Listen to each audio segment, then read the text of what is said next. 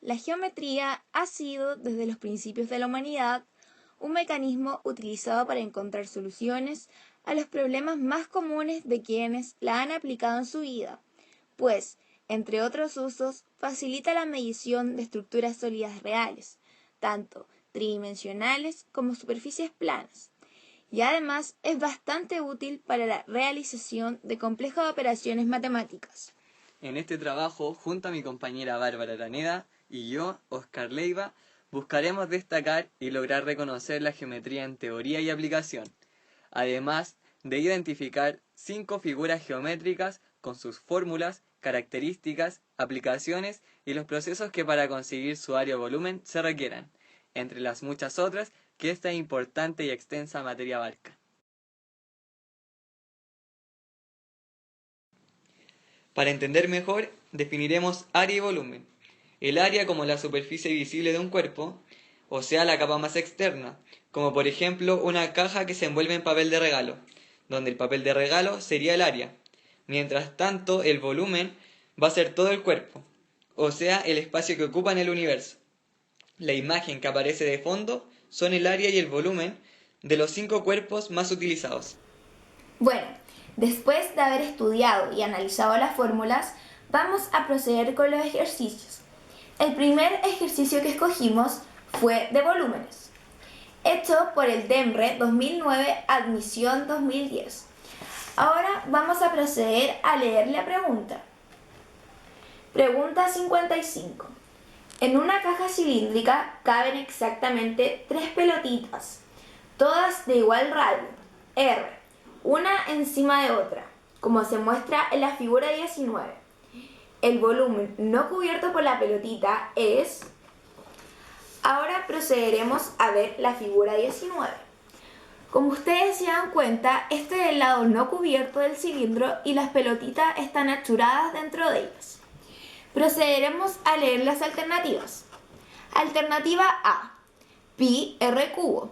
Alternativa B, 2pi r cubo. Alternativa C, 3pi r cubo. Alternativa D, 4pi r cubo. Y por último, alternativa E, 14 tercios pi r cubo. Entonces, ahora los invito a que analicemos cada una de las alternativas y podamos resolver el ejercicio. Bueno, empezamos a resolver el ejercicio. Tenemos que tener en cuenta, primero que todo, que el radio va desde el centro hacia cualquier lado de la circunferencia. Por tanto, la altura del cilindro.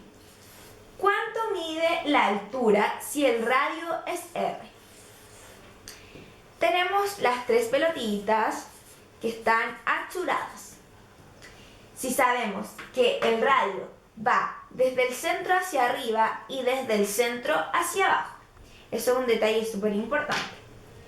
Por lo tanto, tenemos que el diámetro es equivalente a 2 veces el radio. Y como nos dice el ejercicio que el radio es equivalente a R, 2 veces R es equivalente a 2R. Por lo tanto, ¿qué hacemos luego? Multiplicamos por las 3 esferas y eso nos da un total de 6R, teniendo acá el primer resultado. Entonces, ¿cómo calculamos el volumen del cilindro? Tenemos que el volumen del cilindro es básicamente la área basal por la altura. Tenemos que el área basal es correspondiente a pi por r cuadrado, más la altura, en este caso son 6pi, que lo obtuvimos de acá. Entonces tenemos que el total son 6pi r cubo. Luego de esto, ¿cómo vamos a calcular el volumen de las esferas? ¿Y cómo vamos a restar esto al cilindro total? Tenemos que tener en cuenta que el volumen de las esferas es equivalente a 4 tercios pi r cubo, pero el detalle está en que las 3 esferas equivalen al volumen total. Entonces, ¿qué pasa? Nos quedan las 3 por los 4 tercios pi r cubo. Y acá hacemos la simplificación, que es súper simple, quedando el resultado 4pi r cubo. Entonces ahora vamos llegando al final de este ejercicio, porque si tenemos el volumen del cilindro, que es equivalente a 6pi r cubo, como lo mostramos en esta figura, tenemos que el volumen de la esfera son exactamente 4pi r cubo.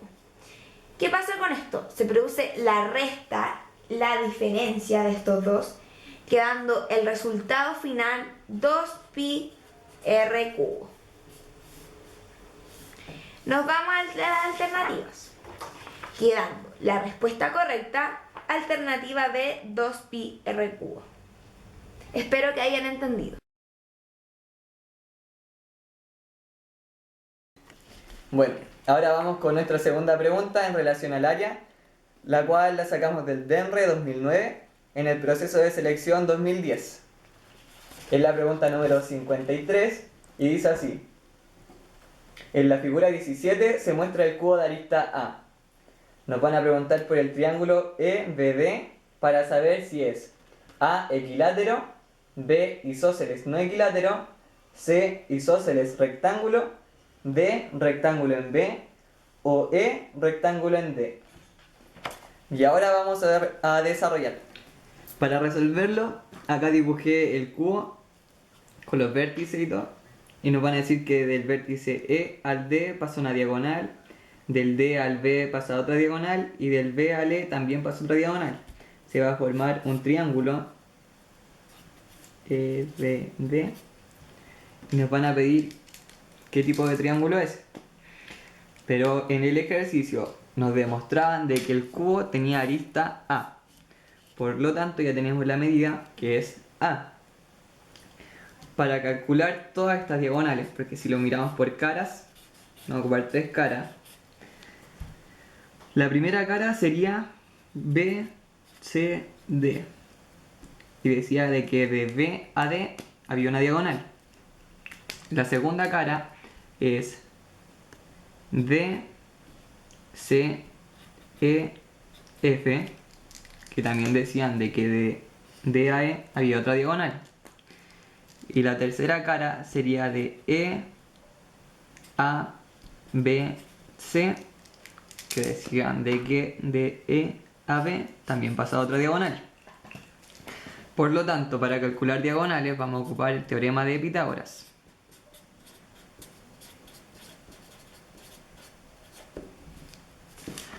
El cual decía que cateto al cuadrado más cateto al cuadrado era igual a la hipotenusa al cuadrado.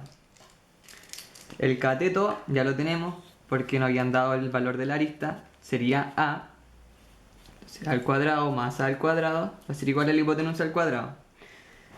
Por lo que A al cuadrado más B al cuadrado serían igual a 2A al cuadrado. Y ahora lo sacamos para que queden con sus valores.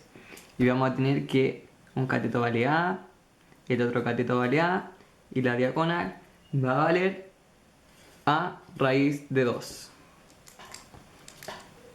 ¿Qué pasa con esto? Tenemos el triángulo y donde es un cubo, todas las diagonales son iguales. Por lo que cada lado del triángulo va a ser A raíz de 2, A raíz de 2, A raíz de 2. Y el triángulo que tiene todos sus lados iguales va a ser un triángulo equilátero.